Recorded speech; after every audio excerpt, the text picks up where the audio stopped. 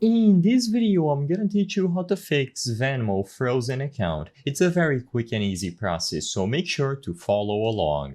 First, I do want to make it very clear that there might be various reasons on why your Venmo account is frozen. For this video, I'm gonna present possible fixes that will help you address this issue and make sure that you can resume using your Venmo account.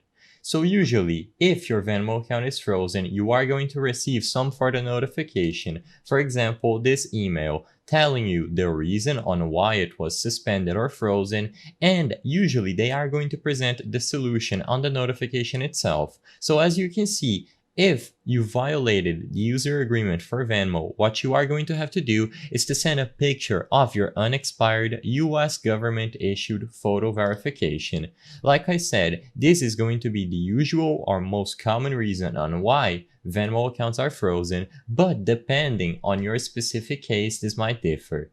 Another thing to check is if you are trying to make instant transfers from Venmo and they don't go through, maybe they give you a warning. There could be two possible reasons. If it is something on their end, unfortunately, there is nothing that you can do. You just have to wait until they fix their issues, for example, server issues or possible maintenance, and alternatively, you can try contacting them to pinpoint the exact reason on why you cannot make transfers or your Venmo account is frozen.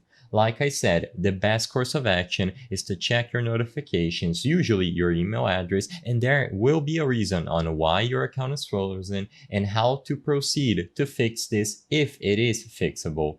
For the most part, contact your customer support, send them updated pictures of all your ID and any necessary documents, and as long as they review them and they approve you again, you will be able to resume using the Venmo account that you once had.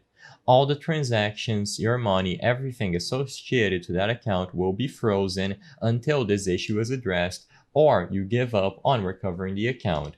Like I said, there are various reasons on why this happens, and you need to figure out your own specific reason.